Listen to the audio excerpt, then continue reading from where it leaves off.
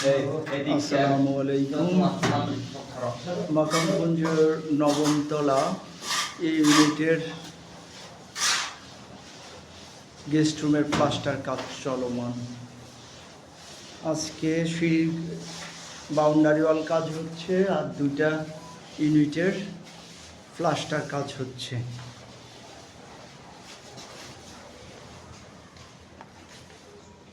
এইদিকে শেষ হয়ে গেছে এই ইউনিটটা, একটা রুম। কালকে কাজ করার জন্যে রেডি করা হয়েছে।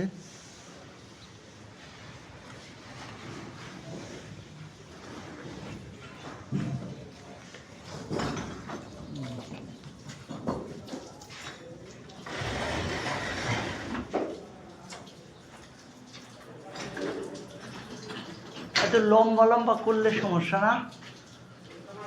হ্যাঁ, চিপিং লম্বা লম্বা করতে চাও যে 4 ইঞ্চি 4 ইঞ্চি 2 ইঞ্চি পর পর ছোট ছোট করলে ভালো হতো না?